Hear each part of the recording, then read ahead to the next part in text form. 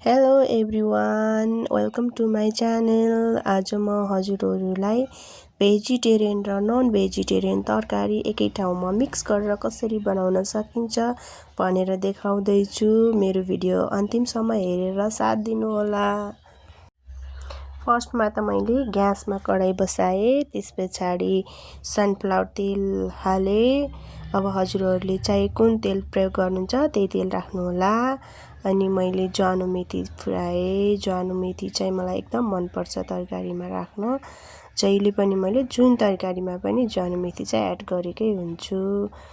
ज्वानो मेथी पनि अब ब्राउन कलरको भइसकेको छ। कढाई एकदम बेसरी तातिसकेको छ।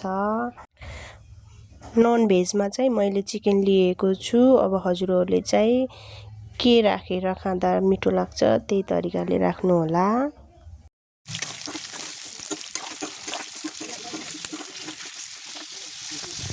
भेज चाहिँ मैले आलु काटिसकेँ, सोयाबिन भिजाइसकेको छु। त्यस पछाडि केराउको बोक्रा निकालेर राखिसकेको छु। सिलौटोमा मसला पिसिसकेको छु। सिलौटोमा पिसेको मसलामा स्वादै छुट्टै हुन्छ के।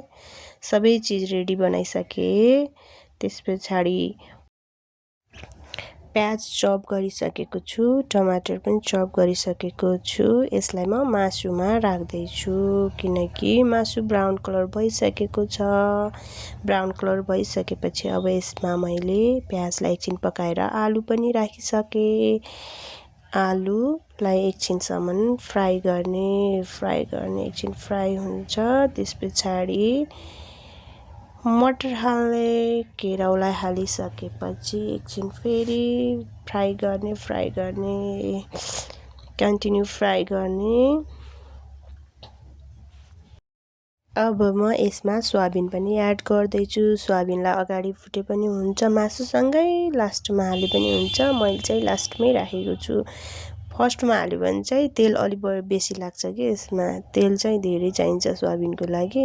हाम्रो घरमा चाहिँ तेल अलि कम खाने हुनुहुन्छ, त्यस कारणले गर्दा मैले सोयाबिनलाई लास्टमै एड गरेँ। मैले यसमा मसला एड गरिसकेको छु। मैले भिडियो बनाउँदा चाहिँ क्लिक गरेँ भनेको भिडियो क्लिक नगरेरै मोबाइल देखाइरहेछु अनि त्यही भएर त्यो क्लिक हुन पाएन। अब यसमा म बेसार राख्दैछु र नुन पनि राख्दैछु। अनि मैले मिक्स मसला सेन्चुरी मिक्स मसला पनि यसमा एड गरेको छु। एकछिन पकाइसकेपछि मसलालाई मैले टमाटर यसमा एड गरेँ। आजभोलिको टमाटर चाहिँ कस्तो आएको छ खै, पाक्दैन। मैले यसलाई गलाउनको लागि नुन राखेको छु। पाक्छ कि पाक्दैन हेर्नुहोस् है। ल हेर्नुहोस्, मैले कति समय पकाउँदा पनि यो टमाटर राम्रोसँग पाकेकै छैन। खै आजभोलिको कस्तो बिसादी मिसाएको भएर त होला यस्तो नपाक्ने टमाटर। पहिलेको टमाटर त कस्तो राम्रो पाक्थ्यो। ल हेर्नुहोस् मैले पकाएको तरकारी। अब म यसमा थोरै पानी राखेर झोल बनाउँदैछु। झोलवाला एकदम टेस्टी हुन्छ। अब म यसलाई एकछिन पकाउँछु। बुलबुल उम्लि पनि सकेको छ। अब यो खानाको लागि रेडी भइसकेको छ। अब म खाना पस्किँदैछु। फर्स्टमा चाहिँ मैले खाना पापालाई पस्किएको छु। कस्तो भन्छ पापाको रियाक्सन चाहिँ हजुरहरूले हेर्न नछुटाउनु ल।